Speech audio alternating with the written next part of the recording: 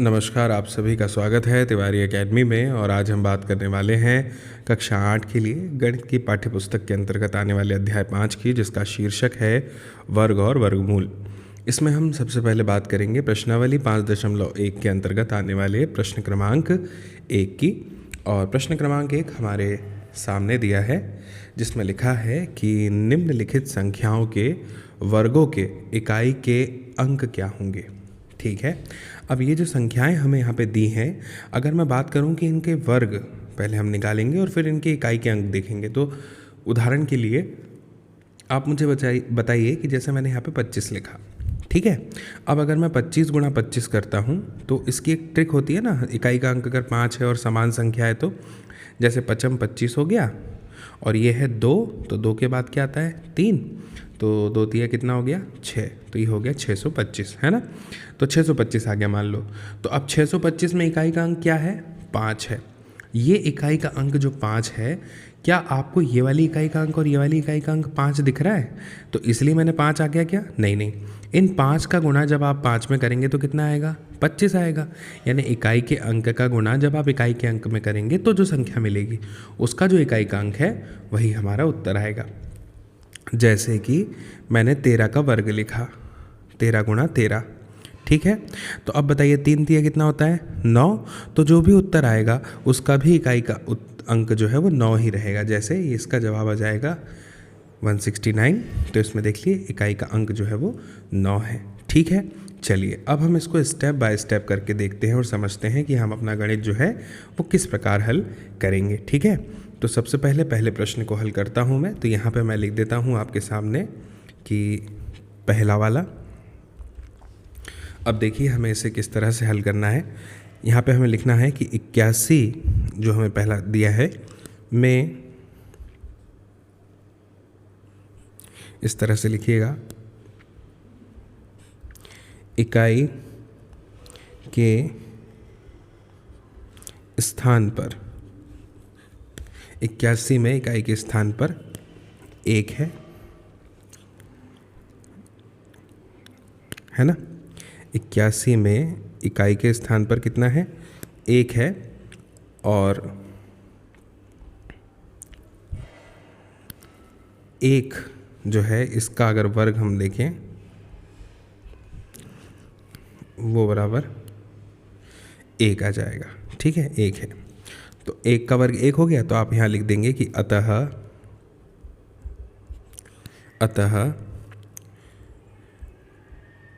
81 के वर्ग में इकाई का जो अंक है आप कह लीजिए वो 1 होगा। ये हमारा पहला वाला आ गया इस तरह से, ठीक है। अब दूसरा वाला करते हैं, है ना। तो दूसरा वाला करता हूँ मैं आपके सामने। ये दूसरा वाला है। स्टेप तो यही लिखनी रहेगी आपको, है ना, जो मैंने अभी यहाँ पे लिखी है ना। स्टेप यही लिखेगी। 81 की जगह अब दूसरी संख्या लिख देंगे, जैसे 272। अब 272 में इकाई के स्थान पर 2 है और 2 का जो वर्ग है वो 4 होगा। अतः ये जो 272 है इसके वर्ग में इकाई का अंक जो है वो 4 होगा। आप चाहें तो स्क्रीनशॉट ले सकते हैं। इस तरह से हमें ये प्रश्न हल करना है, ठीक है। अब तीसरा वाला हल करते हैं। तीसरी संख्या है 799। मैं बार बार इसलिए ही नहीं लिख रहा हूँ क्योंकि ये तो स्टेप तो सेम ही है ना। तो 799 में इकाई का अंक कितना है 9 है और 9 का जो वर्ग है वो 81 है। अतः जो संख्या है 799 इसके वर्ग में जो इकाई का अंक है वो 81 का जो इकाई का अंक है यानी कि 1 होगा, ठीक है। इस तरह से हो गया। इसके बाद में चौथा वाला है ना। चौथा वाला जो है अगर उसकी बात करें तो 799 की जगह जो है वो दिया हुआ है कितना, दिया हुआ है 3853, है ना। इसमें इकाई के स्थान पर क्या है 3 है और 3 का वर्ग जो है वो 9 आएगा। इसीलिए ये जो संख्या है 3853 इसके वर्ग में इकाई का जो वर्ग है, वो इकाई का जो अंक है वो 9 होगा। इस तरह से ये भी हल हो गया। इसके बाद में फिर पांचवा है 1234 यानी 1 2 3 4। इसके इकाई पर 4 है और 4 का वर्ग होता है 16। तो इसीलिए ये जो संख्या है इसके वर्ग में इकाई का अंक जो है वो 16 का जो इकाई का अंक है यानी 6 वो होगा। ठीक है। इसके बाद में अब छठा वाला प्रश्न जो दिया है, छठा वाला प्रश्न दिया हुआ है कितना, 26,387। इसमें इकाई के स्थान पर 7 है और 7 का जो वर्ग है वो 49 है। इसीलिए आप कह लीजिए कि जो 26,387 है इसके वर्ग में इकाई का जो अंक है आप कह लीजिए वो 9 होगा। इस तरह से हमें इसे हल करना है। फिर इसके बाद में अगला जो प्रश्न है वो है 52,698। इसमें जो इकाई का अंक है उसके स्थान पर 8 है और 8 का जो वर्ग होगा वो होगा 64। इसीलिए आप कह लीजिए कि ये जो संख्या है इसके वर्ग में इकाई का जो अंक है वो 4 होगा, जो कि 64 का भी इकाई का अंक है। इसके बाद में अगली संख्या देखिए, लिखा हुआ है 99,880। अब इसमें जो इकाई का अंक है वो 0 है और 0 का वर्ग आप कह लीजिए 0 ही होता है। तो ये जो आपकी संख्या है इसमें वर्ग के इकाई के अंक पर जो है वो 0 ही आएगा। ठीक है। इसके बाद में अगली संख्या जो है 9वीं वाली वो है 12,796 और ये जो संख्या है 796 इसमें इकाई का अंक स्थान पर 6 है और 6 का वर्ग होता है 36। ठीक है। और इसीलिए ये जो संख्या है 12,796 इसके वर्ग में इकाई का जो अंक है वो आ जाएगा 6, जो कि 36 का इकाई का अंक है। ये 9वां हो गया। अब 10वें पर आते हैं। 10वां प्रश्न हमारा जो है वो है 55,555। इसमें इकाई का अंक 5 है और 5 का जो वर्ग है वो होता है 25। तो ये जो संख्या है 55,555 इसमें वर्ग में इकाई का जो अंक है वो आ जाएगा 5। तो इस तरह से ये हल हो जाएगा। ठीक है। अब प्रश्न क्रमांक 2 पर आते हैं। प्रश्न क्रमांक 2 पर आते हैं। 2 हमारे सामने दिया है, निम्नलिखित संख्याएं स्पष्ट रूप से पूर्ण वर्ग संख्याएं नहीं हैं। ठीक है। स्पष्ट रूप से बता दिया कि ये पूर्ण वर्ग संख्याएं बिल्कुल नहीं है और इसका कारण जो है वो हमें यहाँ पर बताना है। ठीक है, बताते हैं एक एक करके। सबसे पहले पहली संख्या लिखा हुआ है 1057 है ना, तो मैं यहाँ पे लिखता हूँ 1057 और इसके लिए हमें यहाँ पे लिखना पड़ेगा कि हम जानते हैं कि, क्या जानते हैं हम जानते हैं कि स्पष्ट रूप से अगर हम बात करें कि पूर्ण वर्ग संख्याओं के, ध्यान से समझिएगा है ना, मूल बात लिख रहा हूं मैं, इकाई के अंक,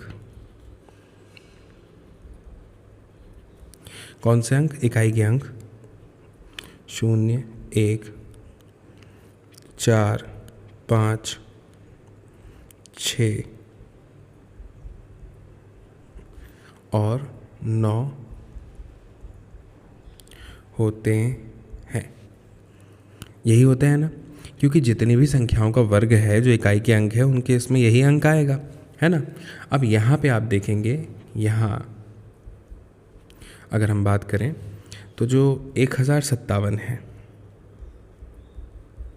1057 का इकाई का अंक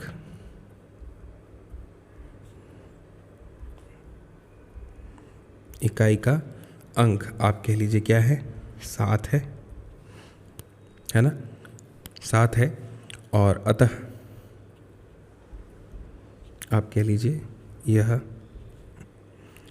स्पष्ट रूप से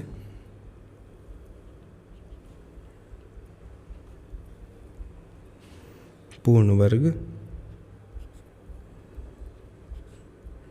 नहीं है। इस तरह से ये पहला वाला हमने यहाँ पे हल कर लिया। ठीक है, हम जानते हैं कि स्पष्ट रूप से पूर्ण वर्ग संख्याओं की इकाई के अंक क्या क्या होते हैं, 0, 1, 4, 5, 6 या 9 होते हैं। और यहाँ 1057 का जो इकाई का अंक है वो 7 है, अतः यह स्पष्ट रूप से पूर्ण वर्ग नहीं है। हम यहाँ पर इस स्पष्टीकरण पर पहुँच गए। ठीक है, अब हम आगे बढ़ते हैं और आगे बढ़ते हुए अब दूसरे पे आते हैं जो है 23,453।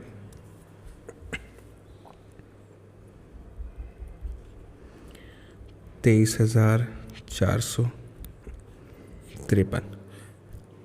अब इसके लिए भी हमें लिखना पड़ेगा कि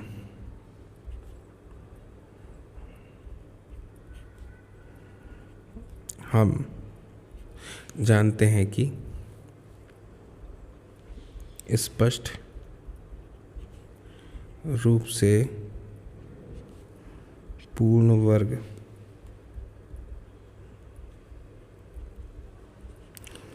संख्याओं के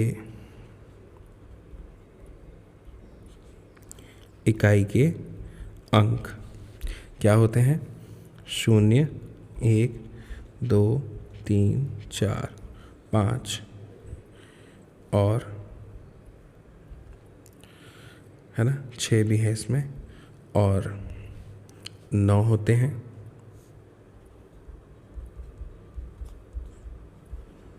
है ना, तो यहाँ पर जो संख्या है वो क्या है, 23,453 में आप बात करेंगे इकाई का अंक,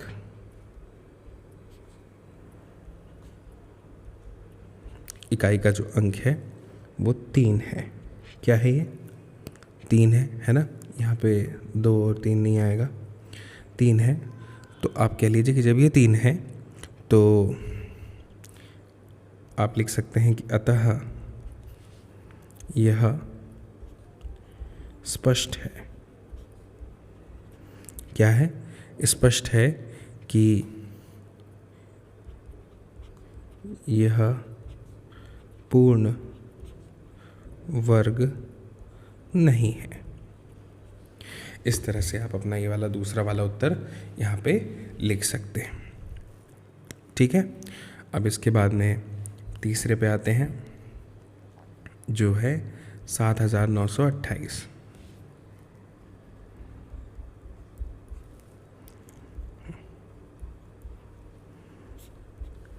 ये संख्या है 7,928। अब देखिए इसमें भी जो है वो 8 दिया हुआ है इकाई का अंक, तो हमें वही लिखना पड़ेगा कि हम जानते हैं कि स्पष्ट रूप से पूर्ण वर्ग संख्याओं के इकाई का अंक 0, 1, 4, 5, 6 और 9 होते हैं। ठीक है, और बात करें संख्या की तो यहाँ 7,928 की अगर बात करें तो इसका जो इकाई का अंक है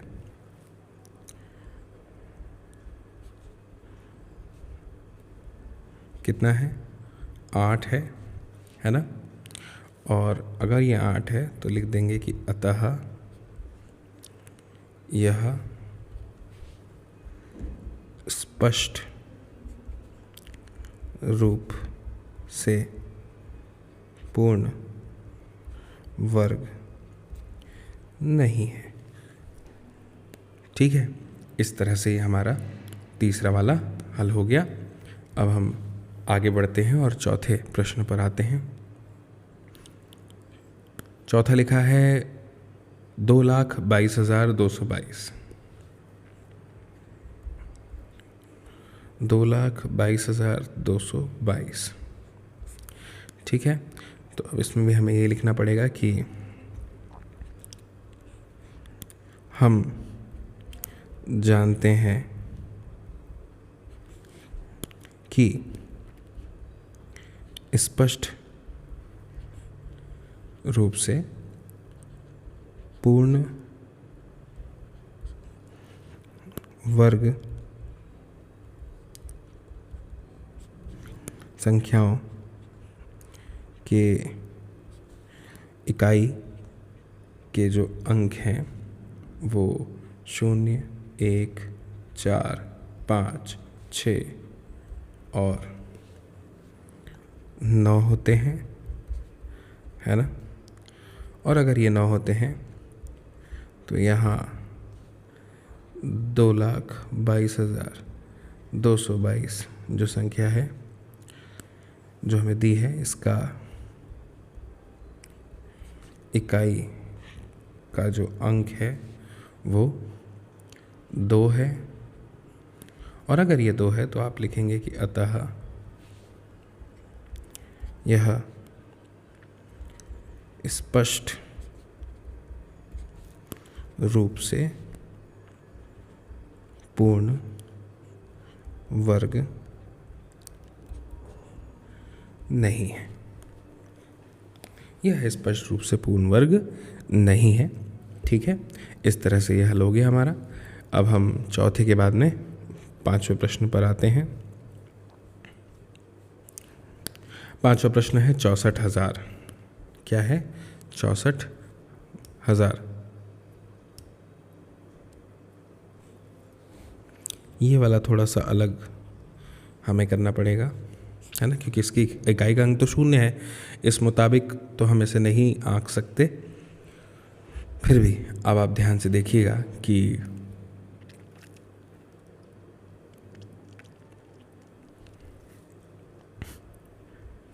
हम जानते हैं कि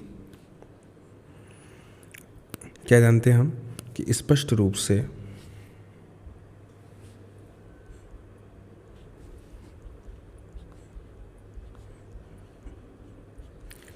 पूर्ण वर्ग, अगर हम बात करें पूर्ण वर्ग संख्याओं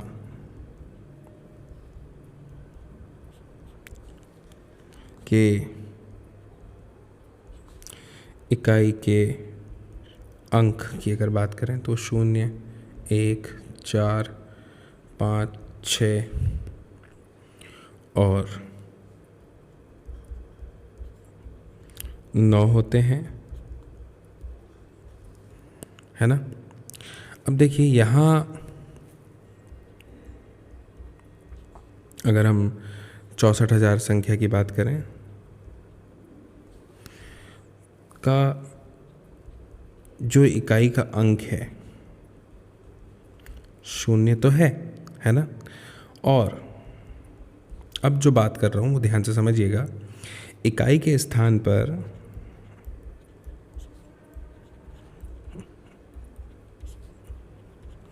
इकाई के स्थान पर 0 जो है वो सम संख्या में, यानी सम संख्या में, जैसे कि 2, 4, 6 है या 8, है ना, होने चाहिए। सम संख्या पे होने चाहिए इकाई का अंक जो है। परंतु अगर हम बात करें यहाँ, अगर इस संख्या की बात करें, यहाँ 3 शून्य है। कितने शून्य हैं? 3 शून्य है। तो ये स्पष्ट हो जाता है कि अतः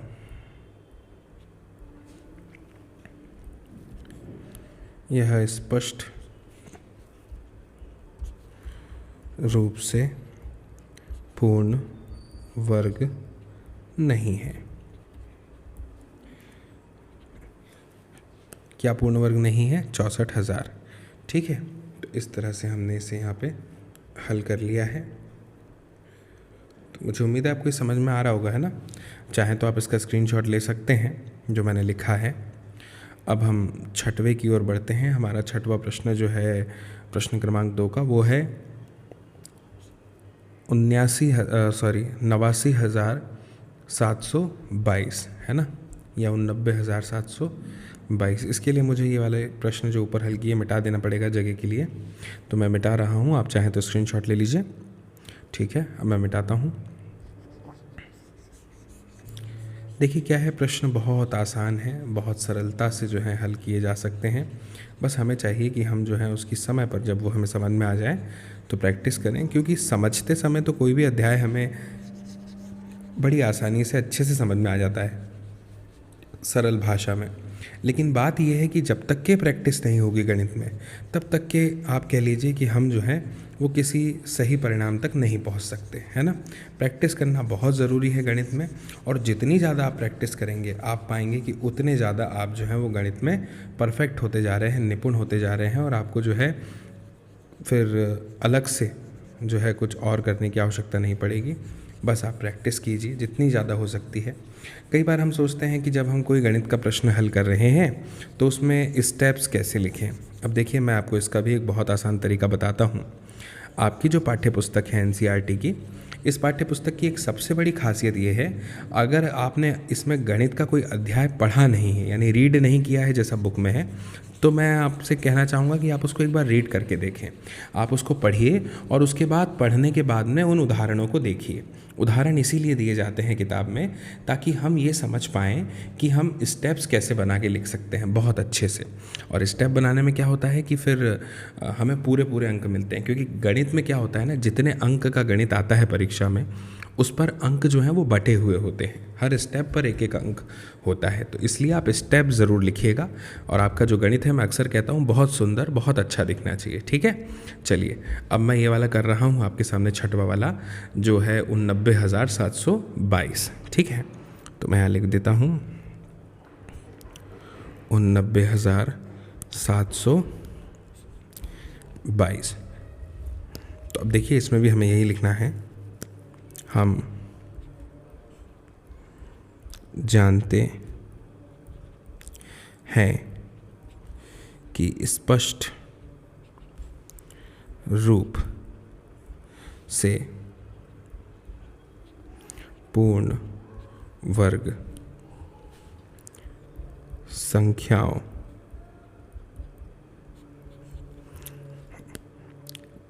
संख्याओं के इकाई के अंक, अगर हम बात करें तो वो क्या है, 0, 1, 4, 5, 6 और क्या होते हैं, 9 होते हैं, है ना। एकदम ऐसे लिखिएगा, स्पष्ट बिल्कुल। ठीक है, 9 होते हैं। और यहाँ जो हमें संख्या दी हुई है, यहाँ जो संख्या दी है 89,722, है ना, यानी 89,722। इसकी अगर हम बात करें तो इस संख्या का जो इकाई का अंक है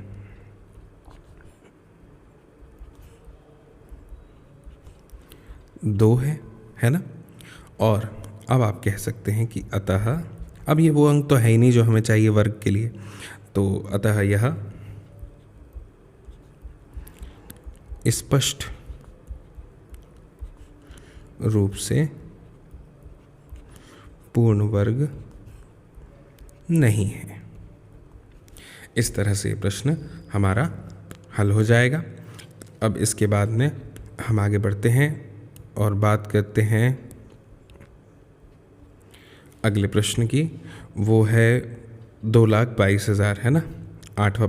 7वां प्रश्न है हमारा 2,22,000। ठीक है, अब देखिए, हमें वही लिखना पड़ेगा जो हमने 5वें प्रश्न में लिखा था, है ना। हम जानते हैं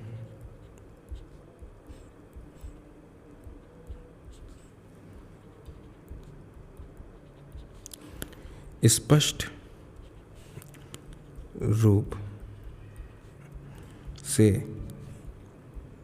पूर्ण वर्ग संख्याओं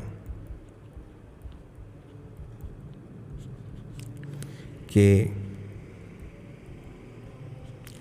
इकाई के अंक 0, 1, 4, 5, 6 और 9 होते हैं। ठीक है, यहाँ आपको लिखना पड़ेगा 2,22,000, है ना, का इकाई का अंक जो है वो 0 है। इकाई का अंक 0 है ना। लेकिन अब आप देखिए, और अब जो लिखना है आपको कि इकाई के स्थान पर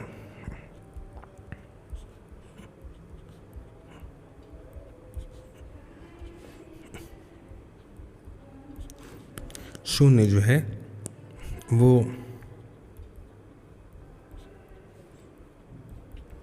सम संख्या में 2, 4, 6 या 8 आप कह लीजिए होने चाहिए। ठीक है, लेकिन आप लिखेंगे परंतु यहाँ 3 शून्य है, परंतु यहाँ 3 शून्य है, अतः यह स्पष्ट रूप से आप कह लीजिए पूर्ण वर्ग नहीं है। ठीक है, आप चाहें तो स्क्रीनशॉट ले सकते हैं। इस तरह से स्टेप में हमें ये लिखना पड़ेगा, यह वाक्य लिखना पड़ेगा, पैराग्राफ। ठीक है, ये हो गया। अब हम 8वां वाला करेंगे।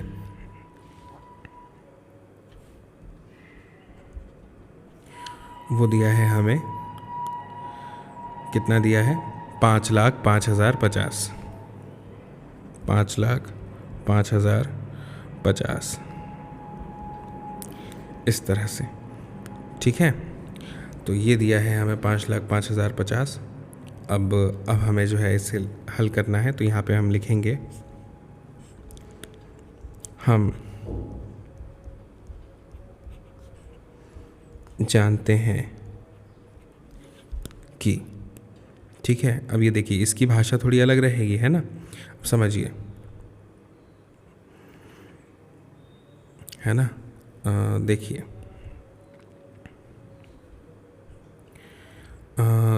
हाँ, तो हमें लिखना पड़ेगा कि हम जानते हैं कि स्पष्ट रूप से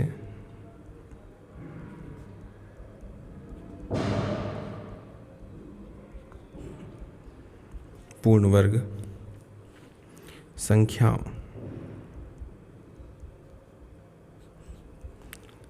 संख्याओं के इकाई के अंक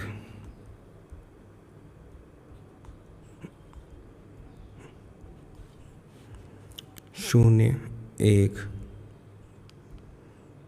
4, 5, 6 और 9 होते हैं,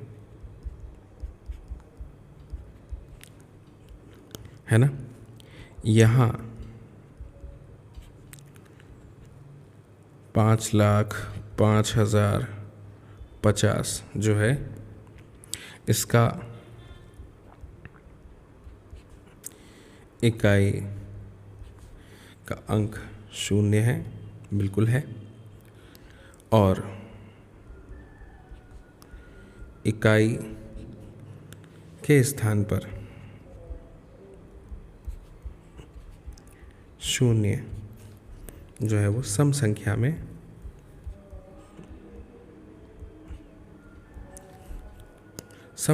है, यानी कितने 2, 4, 6 या 8 होने चाहिए, सम संख्या में होने चाहिए, है ना। ठीक है, परंतु यहाँ एक शून्य है, इकाई के स्थान पर एक ही है, अतः यह स्पष्ट रूप से पूर्ण वर्ग नहीं है। ठीक है, तो इस तरह से ये जो है हमारा प्रश्न क्रमांक 2 यहाँ पे पूरा हो गया। अब हम आगे बढ़ते हैं, आप चाहें तो इसका स्क्रीनशॉट ले लें। आगे बढ़ते हैं और बात करते हैं प्रश्न क्रमांक 3 की। प्रश्न क्रमांक 3 है कि निम्नलिखित संख्याओं में से किस संख्या का वर्ग जो है वो विषम होगा। ठीक है, बहुत आसान है, मैं बताता हूँ आपको। देखिए क्या होगा कि जो इकाई का अंक है वो तय कर देगा, है ना, कि जो वर्ग है वो विषम होगा कि नहीं होगा, क्योंकि जो इकाई का अंक का वर्ग होगा उसका जो इकाई का अंक होगा उस संख्या का वो विषम होना चाहिए। तो अब देखिए इसको हल कैसे करेंगे, मैं आपको बताता हूँ। सबसे पहले पहला वाला, पहली संख्या लिखी है 431। ठीक है, तो अब देखिए इसमें आपको लिखना पड़ेगा में 431 में इकाई के स्थान पर 1 है और 1 का वर्ग 1 है ना।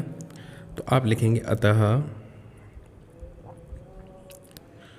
431 का वर्ग क्या होगा, विषम होगा। ठीक है, इस तरह से यह हल हो जाएगा आपका।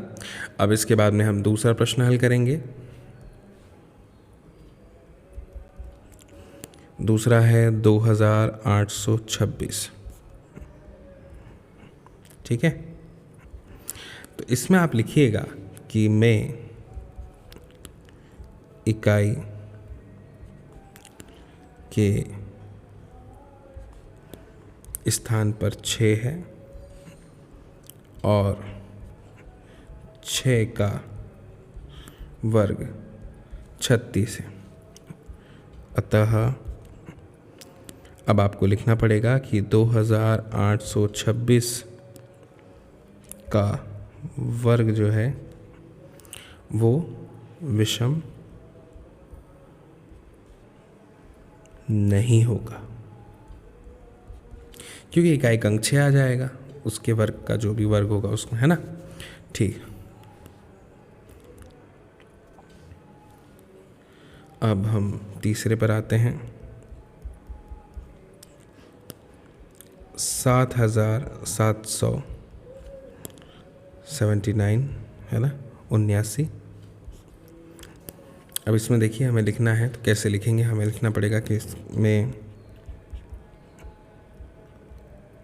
इकाई के स्थान पर 9 है और 9 का जो वर्ग है वो है 81। अतः 7779 का वर्ग जो है वो विषम होगा, बिल्कुल। ठीक है, इस तरह से लिख दीजिए। अब चौथे वाले पर आते हैं हम। चौथा दिया है 82,004। तो इसमें आपको लिखना पड़ेगा कि इसमें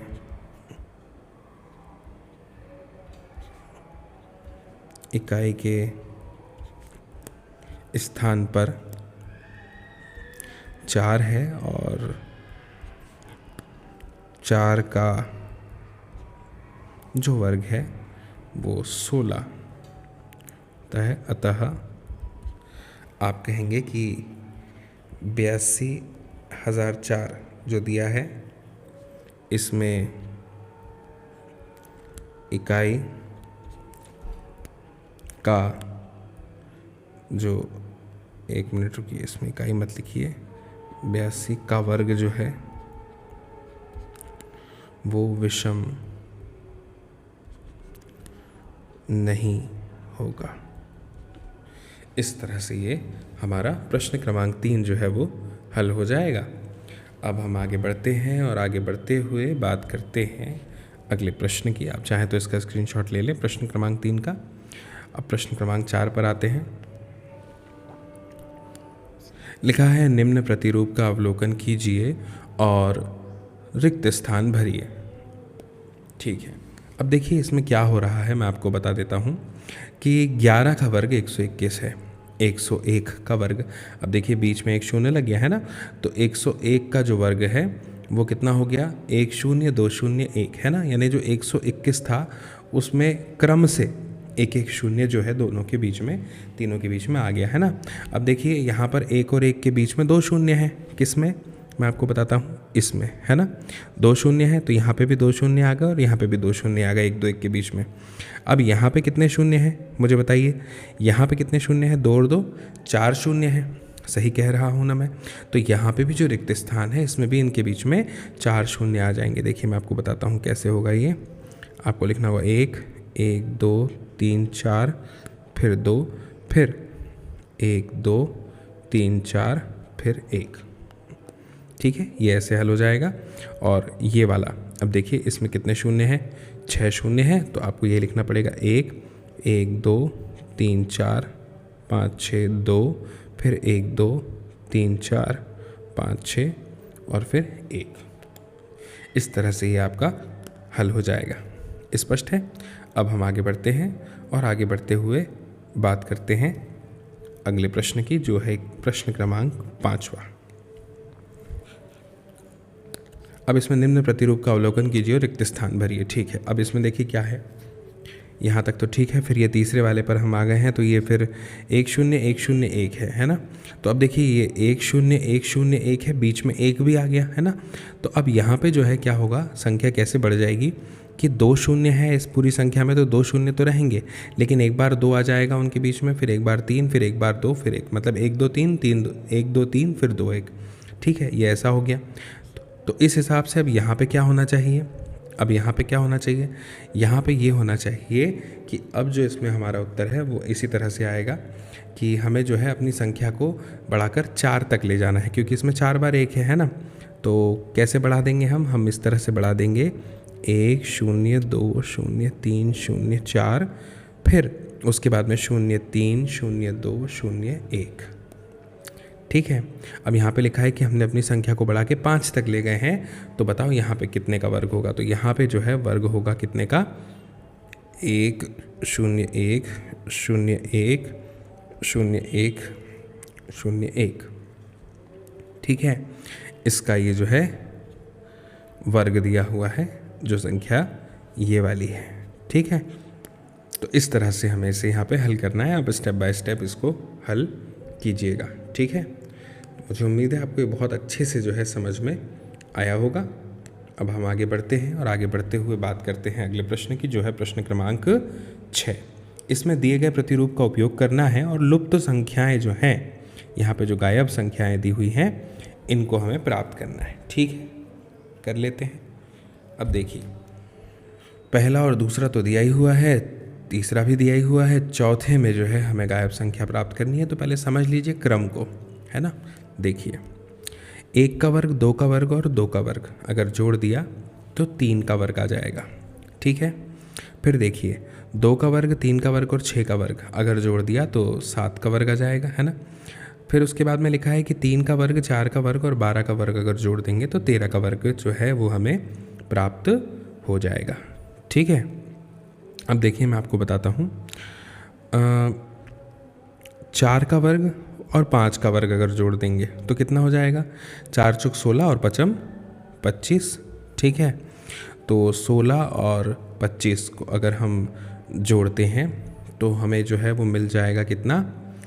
6 और 5 11 और 4 यानी 41 मिल जाएगा। ठीक है, अब 21 का वर्ग क्या है भाई? 21 का जो वर्ग है वो क्या है? तो 21 का वर्ग हो जाएगा 21 एकम 21, 2 21 दूनी 42 43 44 441। इसमें से हम घटा देंगे क्या? 4 और 5 के वर्ग का योग, है ना। तो 25 और 16। ठीक है, तो 25 और 16 जो है उसमें जो है 41 हम घटा देंगे तो हमें मिल जाएगा कितना? हमें मिल जाएगा 400, है ना। और 400 जो है वो 20 का वर्ग है। किसका वर्ग है? 20 का वर्ग है ये, है ना। तो ये जो है यहाँ पे 4 5 और ये यहाँ पे आ जाएगा 20, ये 20 का वर्ग है। ठीक है, इसी तरह से अब देखिए 5 का वर्ग, 30 का वर्ग और 31 का वर्ग है। ठीक है, तो भाई देखिए 30 का वर्ग कितना हो जाता है? 900। ठीक है, और 5 का वर्ग हो जाता है 25, तो हो जाएगा कितना? 925। अब अगर 31 के वर्ग की बात करें तो 31 का वर्ग जो है वो कितना हो जाएगा? 1 और 31 तिया 93 और 1 94, 941 में से अगर 25 घटा देंगे तो बचेगा 16, तो यहाँ पे आ जाएगा 4 क्योंकि ये 4 का वर्ग होता है 16, है ना। 1 मिनट रुकिए, कुछ गड़बड़ हो गई है। 941 है ना ये, 941 और 25। ठीक है, ठीक है, तो 941 900 और 25 को जोड़ देंगे तो 925 और 31 एकम 31 3 31 तिया 93 94 95 96 आएगा ये हो जाएगा 61। और 61 में से जब 25 अपन घटाएंगे, है ना, तो कितना बचेगा? 11 में से 5 गया तो 6 बचेगा और ये बचेगा 3 यानी 36, यानी यहाँ पे 6 आएगा। ठीक है, और इसी तरह से जब हम इसको हल करेंगे यहाँ पे इधर आगे, तो मैं आपको बता दूं कि यहाँ पे हमें 42 लेना पड़ेगा, तो ये हो जाएगा 43 का वर्ग। ठीक है, इस तरह से ये हल हो गया हमारा। ठीक है, प्रश्न क्रमांक 6। अब हमें आगे बढ़ना चाहिए प्रश्न क्रमांक 7 की ओर। प्रश्न क्रमांक 7 है कि योग संक्रिया किए बिना योगफल ज्ञात कीजिए। बिना योग संक्रिया ज्ञात किए। ठीक है, चलिए करते हैं। अब देखिए इसकी ना एक छोटी सी विधि है, मैं आपको बताता हूँ कैसे हल करना पड़ेगा आपको। जैसे यहाँ पे लिखना पड़ेगा पहला 1 धन 3 धन 5 धन 7 धन 9 दिया है। तो अब देखिए यहाँ पे क्या हो रहा है ना, 1 3 5 7 9 ये क्रम से आने वाली विषम संख्याएं, क्रम से। एक के बाद अगली विषम संख्या क्या आती है? 3, फिर उसके बाद 5, फिर उसके बाद 7, फिर उसके बाद 9, क्रम से विषम संख्याएं दी है। तो इसका योग अगर हमें ज्ञात करना हो तो क्या करना पड़ता है हमें? देखिए मैं बताता हूँ। यहाँ पे हमें कुल कितनी विषम संख्याएं दी है मुझे बताइए क्रम से। तो आप लिखेंगे कि यहाँ 5 क्रमागत विषम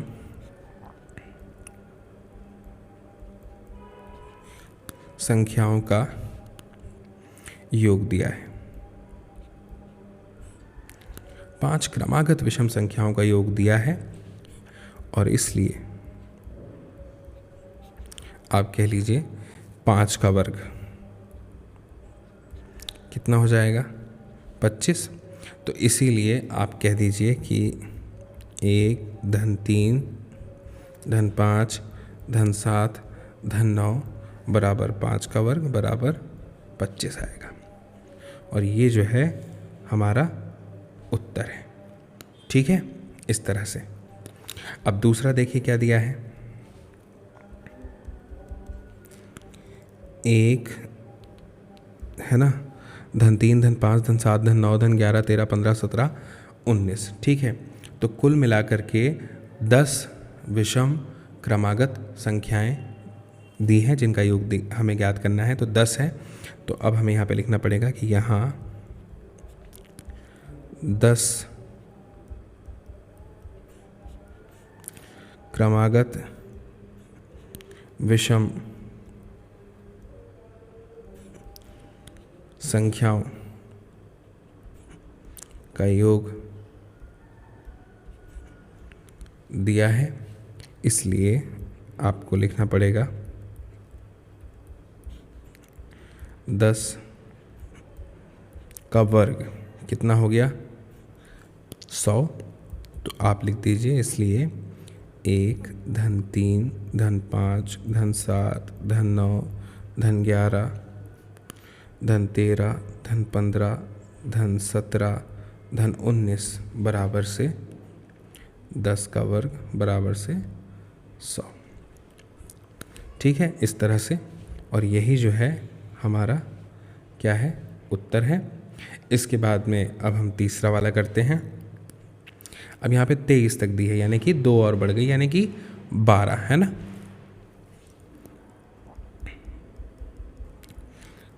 तो लिखना पड़ेगा यहाँ 12 क्रमागत विषम संख्याओं का योग दिया है, इसलिए हम कहेंगे कि 12 का वर्ग बराबर 144। इसीलिए 1 3 5 7 9 11 13 15 17 19 21 23 बराबर से 12 का वर्ग यानी 144। ठीक है, इस तरह से हल हो गया। और यही जो है हमारा उत्तर है। तो आप चाहें तो इसका स्क्रीनशॉट यहाँ पे ले सकते हैं। ये हमारा जो प्रश्न क्रमांक 7 है उसका उत्तर है। इस तरह से हमें इसे करना है। ठीक, अब आगे बढ़ते हैं, बात करते हैं प्रश्न क्रमांक 8 पर, 8 की। तो प्रश्न क्रमांक 8 है कि 49 को 7 विषम संख्याओं के योग के रूप में लिखिए। 49 को हमें 7 विषम संख्याओं के योग के रूप में लिखना है। ठीक है, अभी लिख देंगे हम। देखिए कैसे होगा, ये पहला वाला है। अब मुझे बताइए 49 को 7 विषम संख्याओं के योग के रूप में लिखना है। तो 49 किसका वर्ग है बताइए? 7 का वर्ग है। 7 का वर्ग कितना है? 49 है। तो इसीलिए आप कहेंगे कि 7 क्रमागत विषम संख्याओं का योग 49 है। तो वो 7 क्रमागत विषम संख्याएं कौन कौन सी हो जाएगी? 1 धन 3 धन 5 धन 7 धन 9 धन 11 धन 13। ठीक है, 121 की अगर बात करें तो 11 का वर्ग जो है वो 121 होता है। ठीक है, तो इसलिए आप कहेंगे कि 11 क्रमागत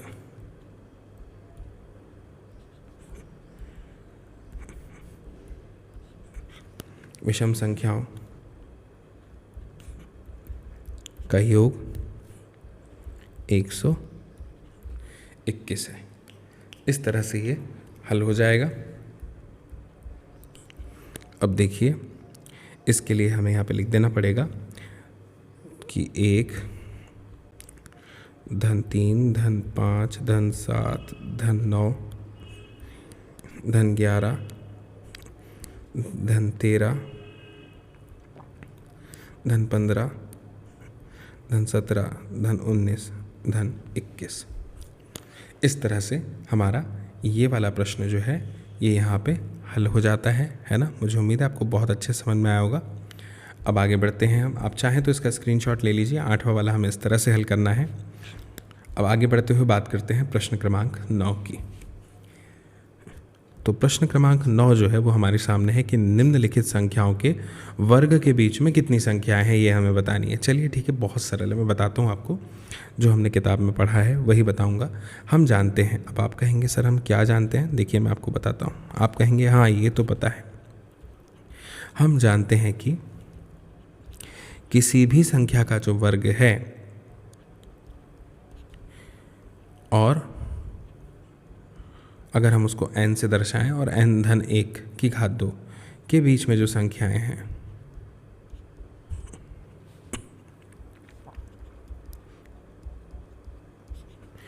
वो बराबर से कितनी है, 2n। ठीक है, यहाँ पे आप मुझे बताइए कि n क्या है। n बराबर कितना दिया है, 12 है ना। इसलिए पहला वाला प्रश्न कर रहा हूँ मैं, है ना। n बराबर 12 दिया है, इसलिए 12 और 13 के बीच में जो संख्याएं हैं वो क्या हो जाएगी, 2n यानी 2 गुणा 12 यानी कि 24। ठीक है, बस इतना करना है। 2n यानी 2 गुणा 12 यानी कि 24। तो ये संख्याओं के वर्ग के बीच में कितनी संख्याएं हैं, तो आ गई कितनी, 24। ठीक है, समझ में आया आपको। इस तरह से इसे हल करना है, बहुत ही सरल है। अब देखिए दूसरा वाला, जैसे 25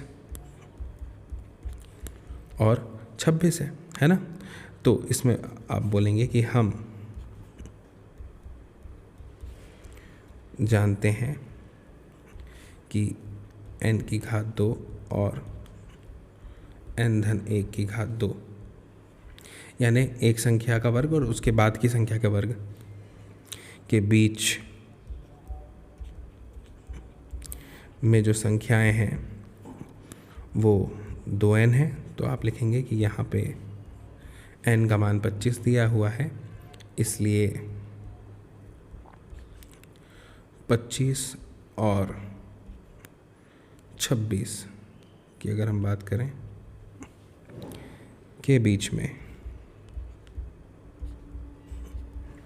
जो संख्याएं हैं वो 2n यानी 2 गुणा 25 यानी कि 50 है। ठीक है, इसी तरह से तीसरा है 99 और 100। तो मैं आपको बताता हूँ उसे किस तरह से हल करना है।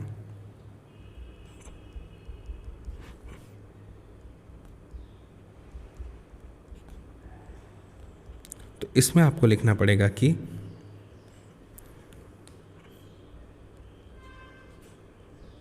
हम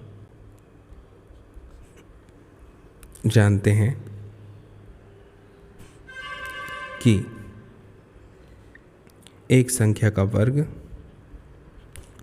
और उसकी अगली क्रमागत संख्या के वर्ग के मध्य में या बीच में आप कह लीजिए जो संख्याएं हैं वो होती हैं 2n। अब ध्यान दीजिए यहाँ पर n बराबर 99 दिया है ना।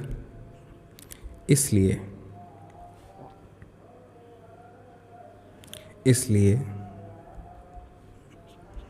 आप कह लीजिए कि 99 और 100